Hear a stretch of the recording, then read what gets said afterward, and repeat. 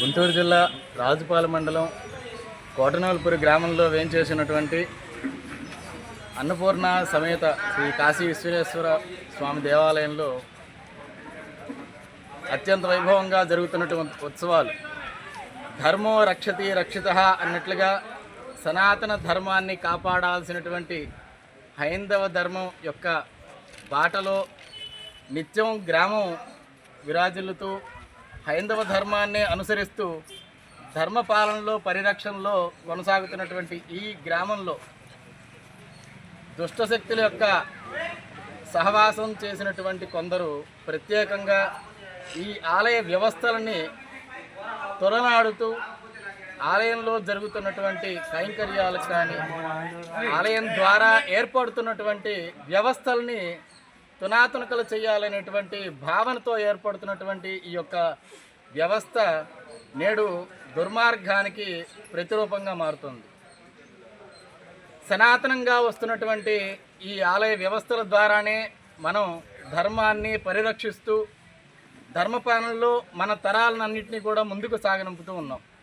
పూర్వీకుల్ని అనుసరిస్తూ వస్తున్నటువంటి ఈ వ్యవస్థ రాబోయే తరాలకు ఆదర్శంగా ఉండాల్సినటువంటి ఈ మార్గంలో నేడు పూర్తిగా దుష్టశక్తుల వలన అది కేవలం ఎప్పుడో బ్రిటిష్ పరిపాలనలో మనకి వచ్చినటువంటి ఆ క్రైస్తవం అనేటువంటి ఒక దుష్టశక్తి నేడు ఇవాళ పల్లె గ్రామాల్లో కూడా వ్యవహరింపజేసేంత విధిగా పూర్తిగా ఇక్కడ పల్లె గ్రామాల్లో పల్లె బాటలలో అనుసరించేటువంటి ధర్మానికి కూడా ఒక ఆటంకంగా ఏర్పడేటువంటి భయాందోళన ఏర్పరిచేస్తున్నాయి.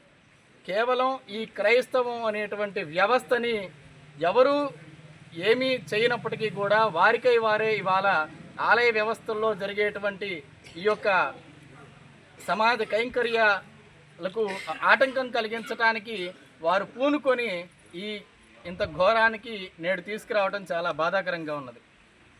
నిత్యం స్వామి కైంకర్యాలు చేస్తూ ఎవరికి ఎటువంటి ఆటంకాలు కలిగించకుండా గ్రామస్తులంతా కూడా కేవలం వారి వృత్తుల్లో ఉంటున్న ఈ వ్యవస్థలో ఇక్కడ అయ్యప్పలు కానీ ఎవరైనా కానీ భక్తులు రాబోయే కార్తీక మాసంలో స్వామివారికి ఒక ఉత్సవంగా జరుపుకోవాలి అనే ఏర్పాటుతో ఒక సత్సంకల్పంతో ఏర్పాటు చేసుకునేటువంటి ఒక కోనేరు అనేటువంటి ఒక వ్యవస్థ పుష్కరిణి అంటారు. సకల దేవతలంతా కూడా ఈ పుష్కరిణిలో ఉంటారు. అలానే సకల నదుల యొక్క పుణ్యఫలాలన్నీ కూడా ఈ పుష్కరిణిలో స్నానం ఆచరిస్తే కలుగుతుందనేది మన ఇతిహాస పురాణాలన్నీ కూడా చెప్తూ ఉన్నాయి.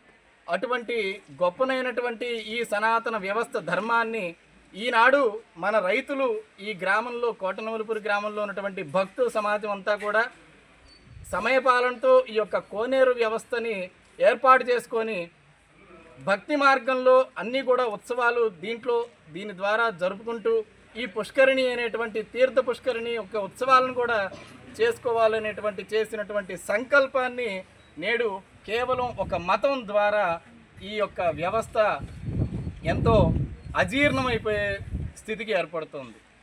క్రైస్తవం అనేటువంటిది ఎక్కడి నుంచి వచ్చింది? అది ఈ దేశానికి భరతఖండం అనేది పూర్వం నుంచి వస్తున్నటువంటి వ్యవస్థ.